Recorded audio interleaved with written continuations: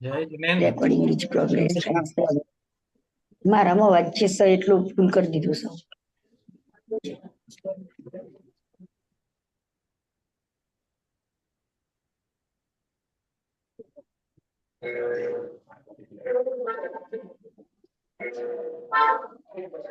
आवाज आ रही है मेरी?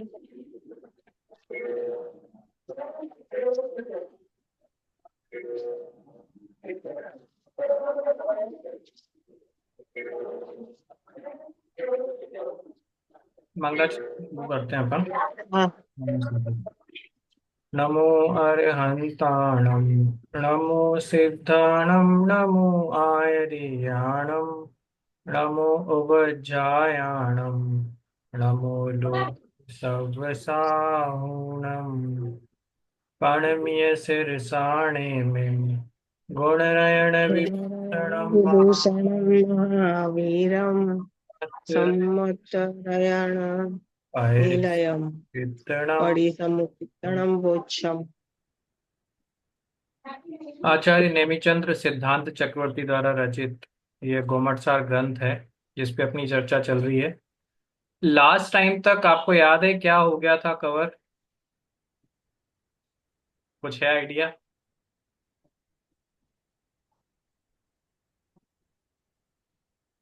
पिछली क्लास में अपन ने गोमटसार ग्रंथ में कर्म कांड में ज्ञानावरण आदि जो कर्म हैं उनका किस क्रम से पाठ करना है या किस क्रम से हम उनको समझेंगे, वो क्रम देखा था हमने।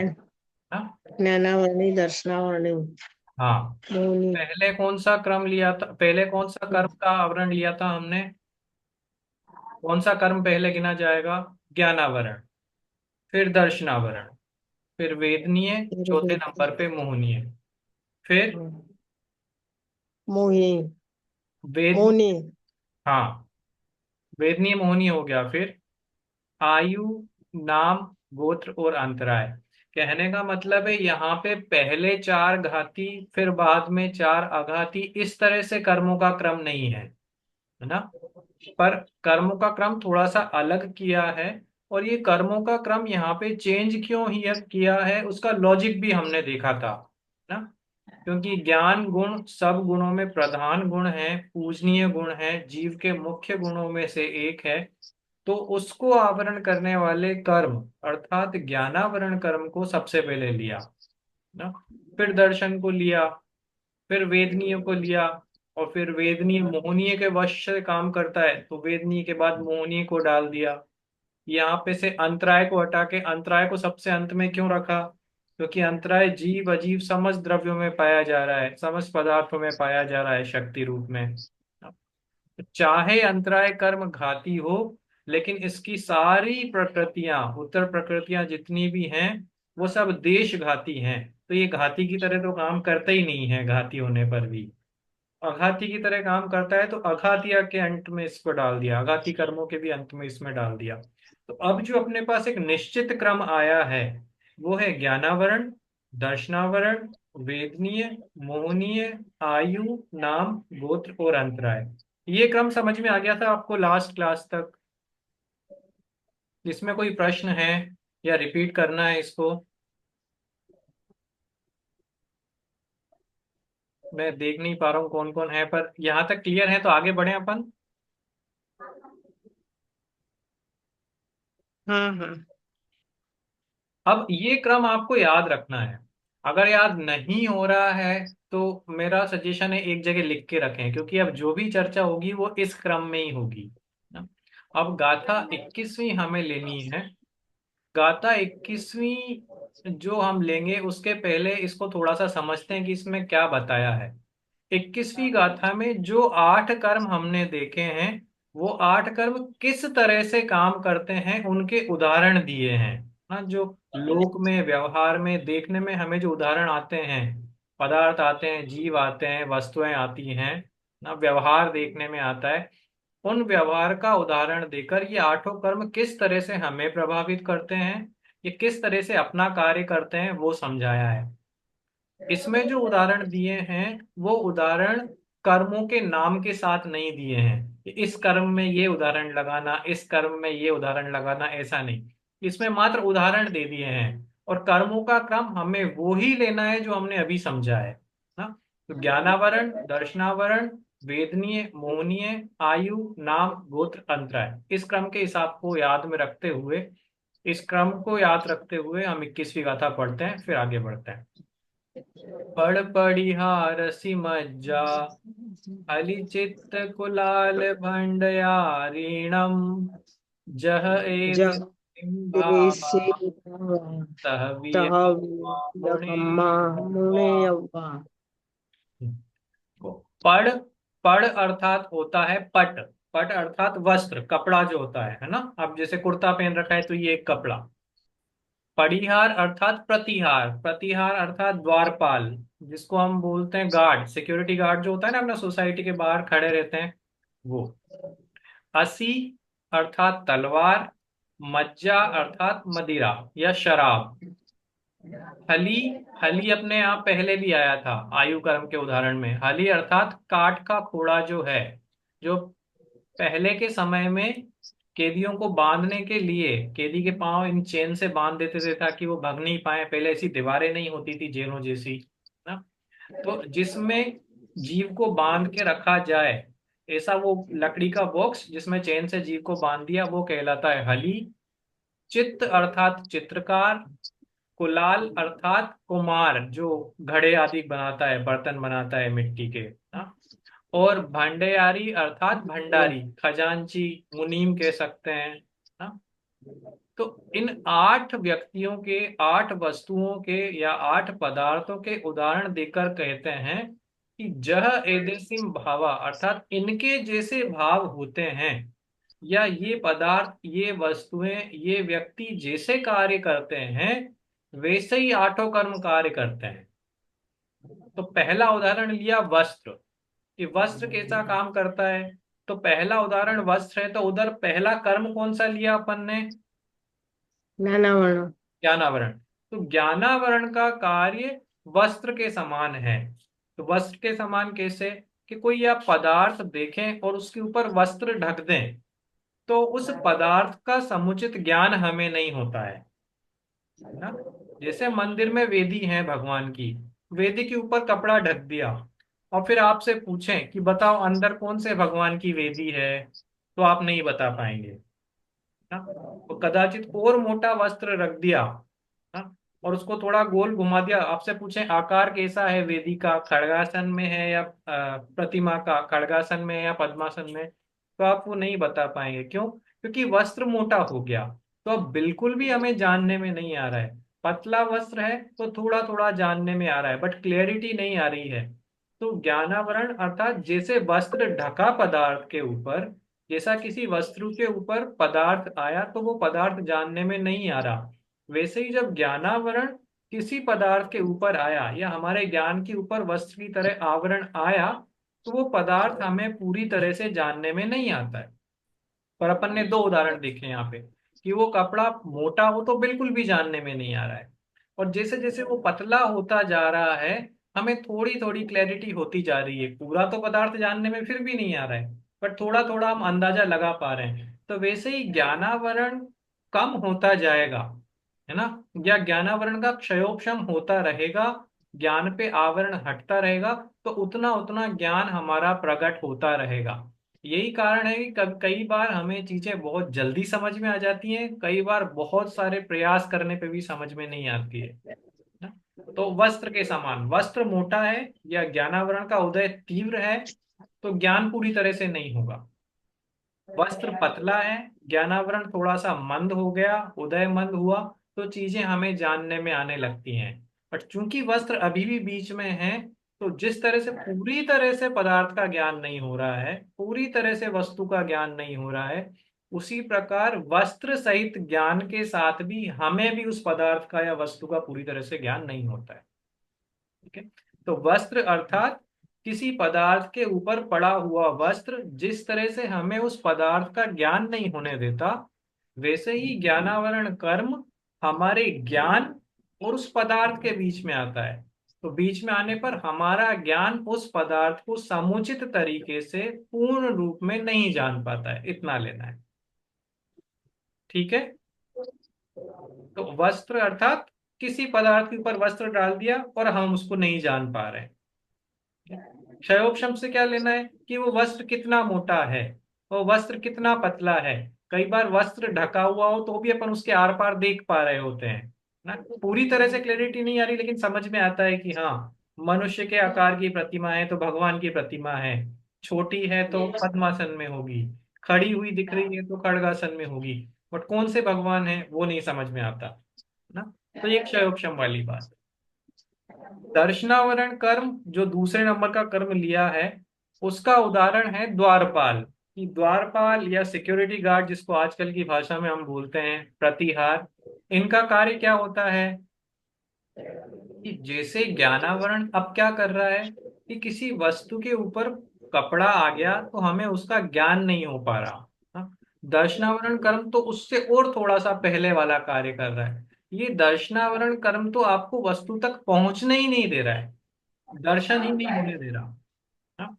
अब अगर पहले वाले उदाहरण में, तो भगवान की प्रतिमा के ऊपर कपड़ा डाल के हम पता नहीं कर पा रहे थे, बट हम मंदिर तक तो पहुंच गए थे ना। हम कपड़ा तो देख पा रहे थे। दर्शनावरण कर्म प्रतिहार के समान आएगा, सिक्योरिटी गार्ड के समान आएगा, वो आपको मंदिर में ही नहीं घुसने देगा। तो कपड़े में रखी हुई प्रतिमा को तो हम बाद में देखेंगे, ये हमें एंट्री नहीं दे रहा है। तो प्रतिहार था सिक्योरिटी गार्ड, इसने पहले ही रोक दिया, उस पदार्थ का दर्शन ही नहीं होने देगा आपको। और अगर दर्शनावरण हट जाएगा तो हमें दर्शन होगा, दर्शन होगा तो हम ज्ञान वाली स्टेज पे जाएंगे, क्योंकि छद्मस्त जीवों को दर्शन पूर्वक ज्ञान होता है, ये अपन ने पहले वाली गाथा में देख लिया था ना। तो ज्ञानावरण का कार्य है ज्ञान नहीं होने देना, जैसे वस्त्र उस पदार्थ का ज्ञान नहीं होने दे रहा है। दर्शनावरण का कार्य है ज्ञान से पहले ही हमें रोक देना ना, हमें उस वस्त्र का भी ज्ञान नहीं होने देना, वस्त्र भी दिखाई नहीं दे, हमें पहले ही रोक दिया कि आप मंदिर में ही नहीं घुस सकते। जब मंदिर में ही नहीं घुसूंगा तो कपड़ा कहाँ से देखूंगा ना। तो दर्शनावरण पहले काम करेगा, फिर ज्ञानावरण, और उसके आगे चला जाएगा। तीसरा उदाहरण है असी। असी अर्थात तलवार। और वहां पे तीसरे नंबर पे कर्म कौन सा लिया था अपन ने नए क्रम में? वेद। नहीं। वेदनीय। तो वेदनीय कर्म का कार्य है तलवार के समान, पर ये अब सामान्य तलवार नहीं है। ये तलवार है शहद लपेटी हुई तलवार, या कह दो चाशनी में लिपटी हुई तलवार। तो चाशनी में लिपटी हुई तलवार है, इसका मतलब अगर आप टेस्ट लोगे उसका, उस तलवार को हम जुबा पे रखेंगे तो मीठा स्वाद आएगा, क्योंकि चाशनी में डूबी हुई है ना अभी। लेकिन जिस समय पे हम उस चाशनी का स्वाद ले रहे हैं, जो मीठा स्वाद ले रहे हैं, उसी समय पे वो तलवार अपने पान को काट भी रही होती है। तो एक समय पे दो काम हो रहे हैं कि जिस समय हमें शहद का या उस चाशनी का स्वाद आ रहा है, उसी समय हमारी जुबान कट रही है। लेकिन हमारी परिस्थिति कैसी है कि हम चाशनी के स्वाद में इतना डूबे हुए हैं कि हमें ये खबर ही नहीं है कि इसके पीछे जुबान भी कट रही है। फिर जैसे जैसे वो चाशनी का स्वाद फीका पड़ता जाता है, तो हमें हमारे खून का स्वाद आने लगता है, क्योंकि जुबान तो कट गई जब तक ना। तो वैसे ही वेदनीय कर्म का कार्य है वैसी शहद लपेटी हुई तलवार या चाशनी में डूबी हुई तलवार। चूंकि वेदनीय के दो भाग है ना, दो प्रकार का है वेदनीय, साता और असाता। तो साता वेदनीय अर्थात वो चाशनी का स्वाद आना, और असाता वेदनीय अर्थात उसी समय पे उसी तलवार से अपनी जुबान का भी कट जाना। तो वेदनीय कर्म का भोग या वेदनीय कर्म के उदय में हम इतना मस्त हो रहे हैं कि हमें चाशनी अच्छी लगने लग गई, ये सोच के हम तलवार चला ही जा रहे हैं अपनी जुबान पे। तो नियम से ये समझना चाहिए कि उसी समय पे असता वेदनीय आपकी जुबान को भी काट रहा है। ठीक है। इसलिए वेदनीय कर्म में उदाहरण किसका दिया? तलवार। तलवार का। चाशनी वाला तलवार। हाँ, चाशनी वाली तलवार, शहद वाली तलवार, ठीक है।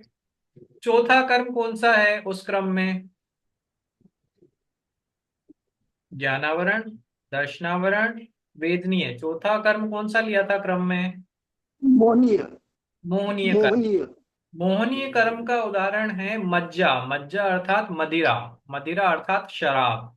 शराब क्या करती है कि शराब जिस व्यक्ति ने पी है, जिस मनुष्य ने पी है, उसकी बुद्धि भ्रष्ट कर देती है। देखो इसको बहुत अच्छे से समझना कि शराब पीने वाले की मति भ्रष्ट होती है ना, उसकी मान्यता खराब होती है। शराब वैसी रहती है, वो मनुष्य वैसा ही रहता है, दुनिया वैसी ही रहती है ना। लेकिन उस व्यक्ति को सिर्फ अपना होश नहीं रहता, बाकी चीज कोई भी चेंज नहीं होती, बदलता कुछ भी नहीं है ना। उसके सामने रखी हुई पदार्थ, उसके सामने रखे हुए वस्तुएं वैसी ही हैं जैसी पहले थी। पर शराब पीने के बाद अब वो भेद नहीं कर पा रहा ना। सामान्य व्यक्ति जो नशे में नहीं है, पूरे होशो हवास में है, वो रोड पे नहीं सोएगा। लेकिन शराब पीने के बाद भी वो रोड तो रोड ही है, लेकिन वो शराबी व्यक्ति रोड पे सो जाएगा। उसको रोड भी अपने घर जैसा ही लगेगा। क्यों? रोड बदल गई क्या? नहीं बदली। शराब बदली क्या? नहीं बदली। वो व्यक्ति बदला क्या? ये व्यक्ति भी नहीं बदला। तो क्या बदला? कि मान्यता बदल गई। अब वो सड़क पे भी सो रहा है तो उसको वैसा ही मजा आ रहा है जैसा घर पे सोने में आता था। तो बुद्धि को, मान्यता को, मति को जो नष्ट करे, वो है मोहनीय कर्म। जैसे शराब पीने के बाद जगत में कोई चेंज नहीं आता, उस जीव में कोई चेंज नहीं आता, उस व्यक्ति में कोई चेंज नहीं आता, लेकिन उसकी मति बदल जाती है, उसकी मान्यता बदल जाती है। वैसे ही मोहनीय कर्म के उदय में जगत के पदार्थ नहीं बदलते हैं, जीव नहीं बदलता है, लेकिन अपनी मान्यता बदल जाती है ना? तो मोहनीय कर्म का उदय हो तो मिथ्या मान्यता, मोहनीय कर्म का उदय नहीं हो तो सम्यक मान्यता, जिसको हम सम्यक्त्व कह देते हैं। ठीक है। तो ज्ञानावरण, दर्शनावरण, वेदनीय, मोहनीय, इन चार कर्मों के उदाहरण हैं वस्त्र, द्वारपाल, तलवार और मदिरा। अब आप बताएं पांचवें क्रम में, पांचवें नंबर पर उस क्रम में कौन सा कर्म है? आयु। आयु। आयु कर्म। आपको पता है आयु कर्म की चर्चा आयु। अपन ने पहले कर ली थी एक बार। आयु कर्म किस तरह से कार्य करता है? आयु का काम क्या है? हाँ, शरीर शरीर में रखना, हाँ, गति में। इस जीव को शरीर में रोक के रखना, सिर्फ इतना ही आयु का कार्य है और कुछ नहीं ना। तो ये बराबर। जीव है मेरा जीव, मतलब जीव तो मैं ही हूं, लेकिन मुझे इस मनुष्य शरीर में रखना किसके अधीन है? ये कि आयु। जब तक मनुष्य आयु चल रही है, मुझे इस मनुष्य शरीर में रहना है। जब ये मनुष्य आयु खत्म हो जाएगी तो ये जीव अर्थात मैं इस शरीर को छोड़ के किसी और आयु में जाऊंगा। इस शरीर में रोक के रखना, इस भव में रोक के रखना, ये कार्य आयु का है। इसमें उदाहरण दिया है हली। हली अर्थात काठ का घोड़ा।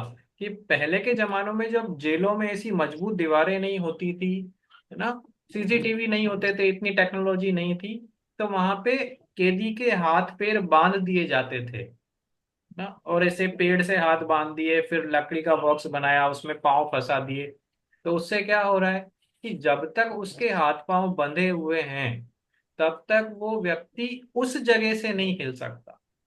वैसे ही जब तक इस जीव के मनुष्य आयु का उदय है, ये जीव मनुष्य शरीर से नहीं निकल सकता। तिर्यंच आयु का उदय है तो तिर्यंच शरीर से नहीं निकल सकता। वैसे ही बाकी की दो आयु में भी निकालना ना। देव आयु का उदय है तो वो चाह के भी जीव देव आयु से नहीं निकल सकता, वो देव शरीर से नहीं निकल सकता। तो आयु कर्म का कार्य उस काट के कूड़े के समान, उस चेन के समान, उस बंधे रखने वाले बॉक्स के समान समझ। आयु के बाद कौन सा कर्म है? कर्म। आयु के बाद कौन सा कर्म? आयु से क्या अफेक्ट होता है सबसे पहले? आयु मिलने के बाद किस कर्म पे फर्क पड़ता है? शरीर, शरीर मिलता है। हाँ, शरीर कौन से कर्म में आता शरीर मिलता है। है? गति शरीर। हाँ, तो ये गति शरीर ये किस कर्म के भाग हैं? नाम नाम कर्म के। कर्म। गति, शरीर, अंगोपांग ये सब नाम कर्म के अंतर्गत आते हैं। तो आयु के बाद आएगा नाम कर्म। तो नाम कर्म का उदाहरण क्या लिया? कि चित्त अर्थात चित्रकार। कि एक चित्रकार है, चित्रकार का काम क्या होता है? कि भांति भांति के चित्र बनाना, फिर उसमें पेंटिंग करना, अलग अलग कलर डालेगा। वैसे ही नाम कर्म का कार्य है कि हमारे साथ अलग अलग रूपों में हमारे अलग अलग चित्र बनाता है, अलग अलग कलर भरता है, अलग अलग आकृतियां बनाता है। इसलिए नाम कर्म इन सब कर्मों में सबसे अधिक कार्य करने वाला कर्म है। हाँ? मतलब नाम कर्म के भेद सबसे ज्यादा हैं। तो जैसे चित्रकार भांति भांति के चित्र बनाता है, उनमें विभिन्न कलर डालता है ना, वैसे ही नाम कर्म भी जीव पुद्गल क्षेत्र की विभिन्न विभिन्न परिस्थितियां बनाता है। अलग अलग शरीर हमें देगा ना, अलग अलग अंगोपांग देगा, एकेंद्रिय से लेके पंचेंद्रिय तक जातियां देगा ना, अनेक प्रकार की गतियों में ले जाएगा। ऐसे विभिन्न प्रकार के कार्य ये नाम कर्म करता है। इसलिए इसमें उदाहरण भी किसका दिया है? चित्रकार का। कि जैसे चित्र प्रकार अनेक प्रकार के कार्य करता है, वैसे ही नाम कर्म भी हमारे लिए अनेक प्रकार के कार्य करता है।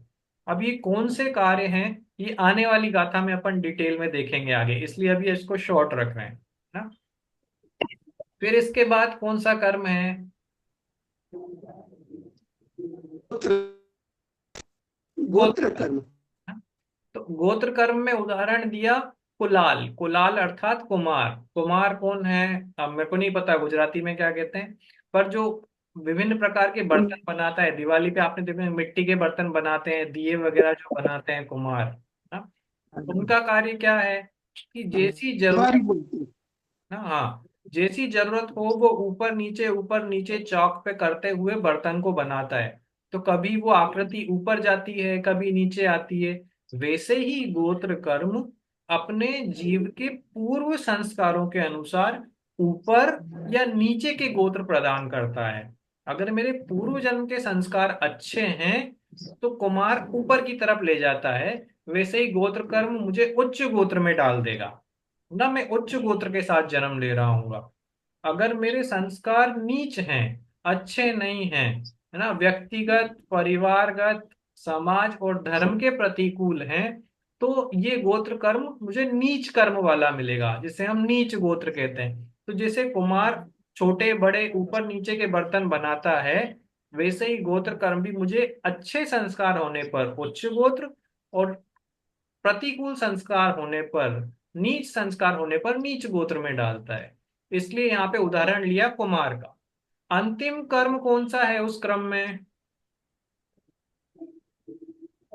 अभी अंतराय लास्ट। कर्म ना। तो अंतराय कर्म का उदाहरण है भंडारी, जिसको हम कहते हैं खजांची, है ना। तो ये क्या करता है? कि अंतराय कर्म आपके बाधा डालने का काम करता है। अब बाधा कैसे डालता है? कि भंडारी का काम होता है भंडार की रक्षा करना ना। जैसे राजा के पास बहुत सारे पैसे हैं, वहां पे एक भंडारी बैठा दिया उसने, है ना, सिक्योरिटी बिठा दी एक तरह से। उनका कार्य क्या है? कि धन होते हुए भी वो मुझे धन नहीं लेने देगा उस भंडार में से। वो बार बार बीच में आ जाएगा, नहीं मत लो मैं बैठा हूं।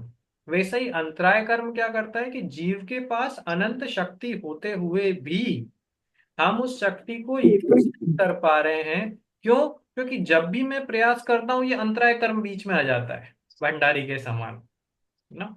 तो वहां पे उदाहरण पे अगर अपन जाते हैं, तो जिस व्यक्ति को पैसे की जरूरत है वो व्यक्ति वहां पे है, पैसा वहां पे है, फिर भी उस व्यक्ति को वो पैसा मिल नहीं रहा, क्योंकि जब भी वो व्यक्ति राजा के पास पैसे मांगने जाता है तो ये खजांची बीच में आ जाता है कि नहीं मैं नहीं लेने दूंगा।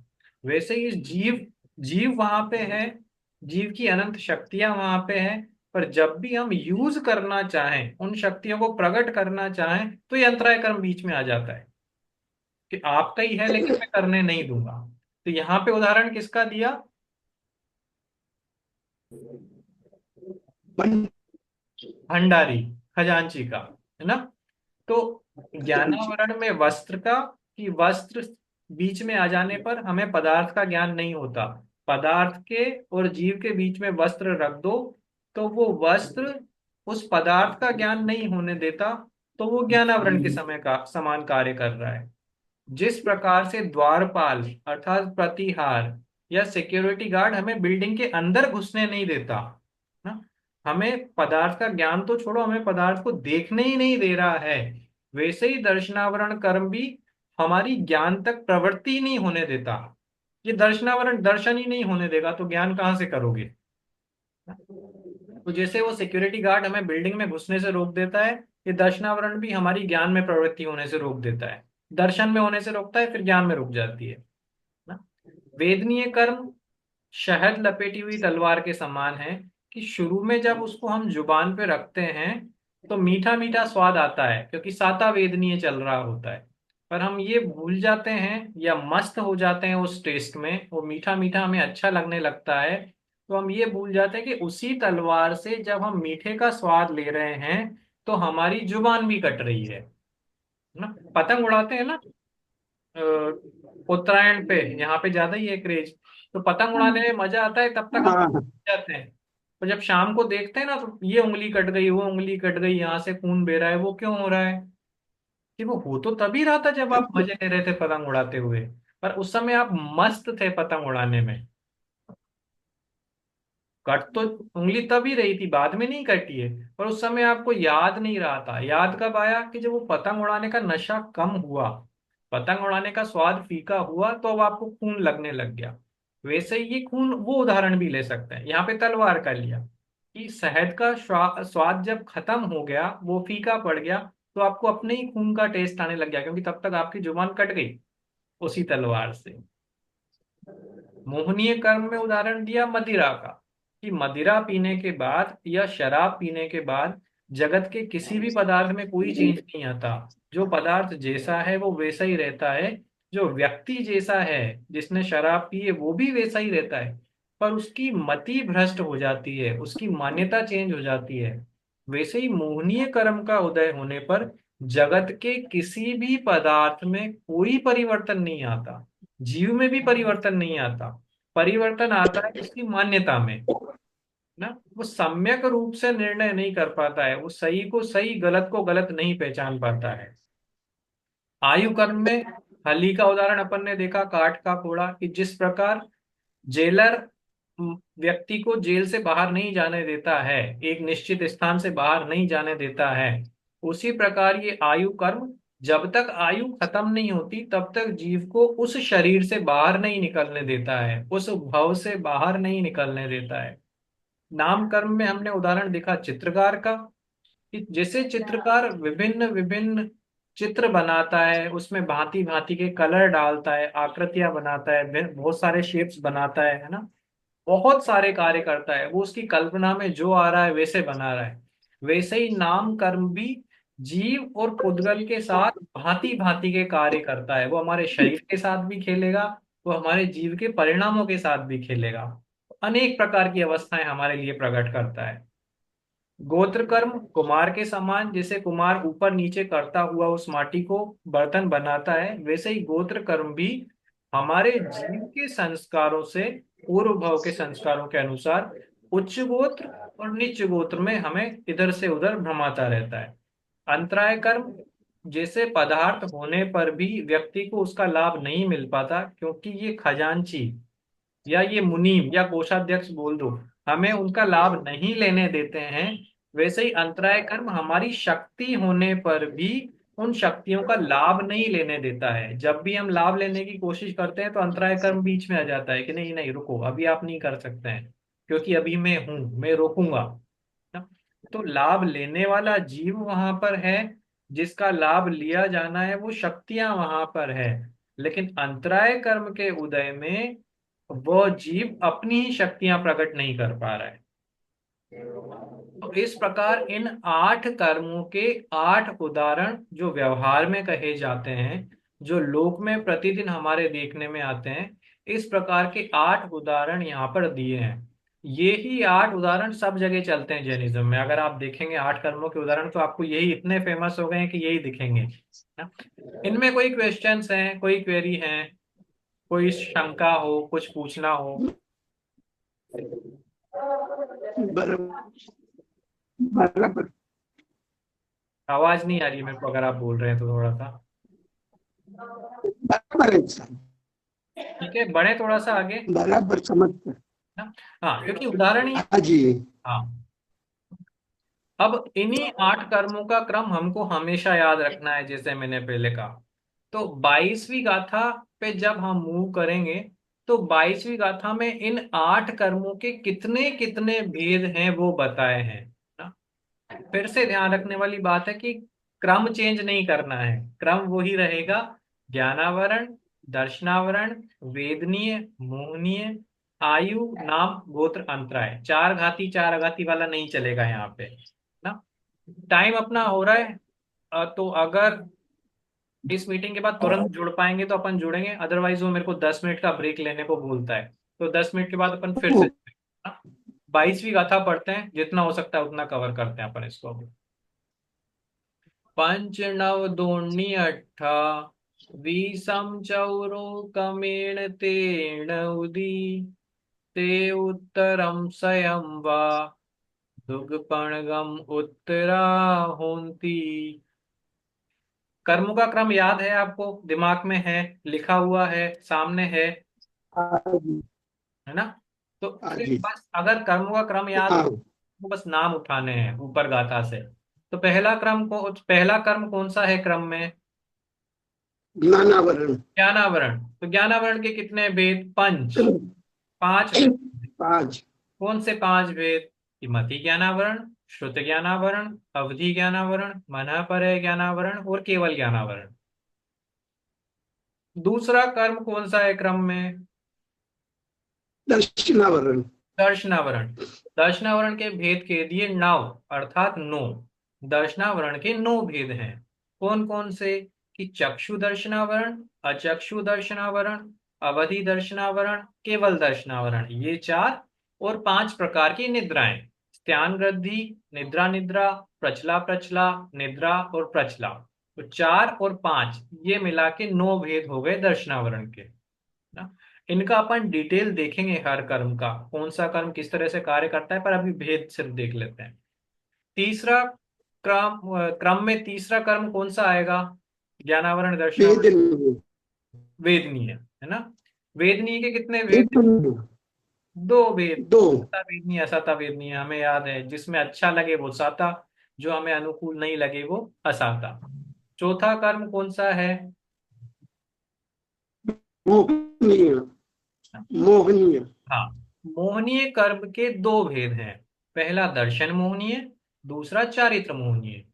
उसमें भी दर्शन मोहनीय के 3 भेद हैं: मिथ्यात्व, सम्यक मिथ्यात्व और सम्यक प्रकृति। इसमें जो सम्यक मिथ्यात्व है ये कहीं कहीं पे आपको मिश्र भी पढ़ने में आ सकता है, क्योंकि ये सम्यक और मिथ्यात्व दोनों को साथ में लेके चल रहा है। तो दर्शन मोहनीय के ऐसे 3 भेद। बराबर। बाकी 25 भेद हैं चारित्र मोहनीय के। तो ये 25 भेद कौन से हैं? कि अनंतानुबंधी क्रोधमान माया लोभ, अप्रत्याख्यानावरण क्रोधमान माया लोभ, प्रत्याख्यानावरण क्रोधमान माया लोभ और संज्वलन क्रोधमान माया लोभ। तो ऐसे 4 into 4, तो 16 तो ये हो गए। 16। 9 कषाय हो गई: हास्य, रति, अरति, शोक, भय, जुगुप्सा, स्त्री वेद, पुरुष वेद, नपुंसक वेद। तो 16 + 9 + 3, इस तरह से मोहनीय के 28 भेद होते हैं। आगे कौन सा कर्म है फिर 5वें नंबर पे? आयु। आयु अपन जानते हैं 4 प्रकार की आयु होती है: मनुष्य आयु, देव आयु, तिर्यंच आयु और नरक आयु ना। इसके बाद कौन सा कर्म है क्रम में? नाम कर्म। नाम नाम कर्म। कर्म। अब नाम कर्म के नाम। पर भेद दिए हुए हैं: ते नौदी, ते उत्तरम सयम। अर्थात या तो उसके 93 भेद कह दो या 103 कह दो। अब ये 93 और 103 कहाँ से आए ये अपन आगे देखेंगे। मैंने जानबूझ के इसलिए नहीं डाले क्योंकि नामकरण कर्म की 93 प्रकृतियां हैं, उसको समझाने में 1 या 2 क्लास लग सकती हैं बहुत आराम से। ये अपन ने अभी देखा है कि हाँ नामकरण में जी। बहुत सारे कार्य होते हैं, है ना। तो ये अपन हाँ जी। डिटेल में पूरा देखेंगे 93 और 103। पर अभी इतना याद रखना है कि 93 भेद भी कह सकते हैं, और ये 93 103 कैसे बनते हैं ये भी अपन देखेंगे। इसके बाद अगला हाँ कर्म जी। कौन सा है? गोत्र। गोत्र। गोत्र के दो गोत्र। भेद होते हैं, उच्च गोत्र नीच गोत्र, हमें याद है? और अंतिम कर्म कौन सा है? अंतराय। अंतराय। अंतराय के कितने भेद हैं? कि 5। 5। दान, लाभ, भोग, उपभोग और वीर्य। वीर्य अर्थात पूर्ण शक्ति। इनमें जो अंतराय डाले, इन शक्ति को जो नहीं प्रकट होने दे, वो उस कर्म संबंधी अंतराय है। तो दानांतराय, लाभांतराय, भोगांतराय, उपभोगांतराय और वीर्यांतराय। इस प्रकार इन 8 कर्मों के उत्तर भेद अपन ने देखे, है ना। तो अगर हम नाम कर्म के 93 भेद लेते हैं, 93 प्रकृतियां अगर लेते हैं, तो इन सब का टोटल हो जाएगा 148, जिनको हम कहते हैं कर्मों के कितने भेद हैं? 8। और 8 वन की उत्तर फोर्टी एट प्रकृतियां कितनी हैं? 148। तो वो 148। 148 भेद हैं, है ना। कहीं कहीं पे आपको 158 भेद भी पढ़ने को मिलेंगे। तो ये 158 कैसे हुए? तो समझ जाना कि नाम कर्म के वहां पे 93 भेद नहीं लिए हैं, 103 भेद लिए हैं। तो 103 गिनेंगे तो 158 भेद भी हो सकते हैं। ठीक है। अब इसमें अपन ने एक चीज छूट दी है, नाम कर्म के 93 या 103 भेद कौन से हैं। तो जो अपन नेक्स्ट क्लास में जुड़ेंगे, उसमें अपन ये देखेंगे, है ना। अब हाँ ये जी। नेक्स्ट क्लास अगर तुरंत चालू हो जाएगी तो मैं आपको व्हाट्सएप पे डाल दूंगा, अगर नहीं होगा तो अपने को नेक्स्ट क्लास में नेक्स्ट संडे को ही जानना पड़ेंगे। ठीक है। यहाँ तक के नोट्स आपके पास पहुंच जाएंगे। इनमें अगर कोई शंका हो, क्वेश्चंस हो, क्वेरीज हो, प्रश्न हो, तो आप व्हाट्सएप पे डाल सकते हैं, वो अपन नेक्स्ट क्लास में कवर करेंगे, है ना। इनमें अभी तक कोई क्वेश्चन है अपने पास? 1 मिनट लगभग बता रहा है। हाँ, वो सप्तभंगी में मैंने पूछा था। उसमें हो सकता है क्या असंभव हाँ, का तो सप्तभंगी? आपने पूछा जो सप्तभंगी, सप्तभंगी कुछ है नहीं। सप्तभंगी तो समझने और समझाने का एक तरीका है, ये हाँ। पदार्थ में नहीं लगता है। ये तो एक बार में मैं सब हाँ। चीजों को जान नहीं पा रहा हूं ना, इसलिए सप्तभंगी में एक एक करके उठा रहा हूं। तो अगर वैसा कोई पदार्थ है जो आपको जानना है तो उसमें लगेगा। वैसा पदार्थ है ही नहीं तो आप क्या जानोगे? असंभव है ना, सपने में तो आता है ना हमको। तो किस चीज को सपने जान रहे में हैं तो पर? है। सप्तभंगी के सप द्वारा हम पदार्थ के धर्म को जानते हैं। अच्छा। हाँ असंभव हाँ तो हाँ। शब्द है ना, असंभव पदार्थ है क्या कोई ऐसा?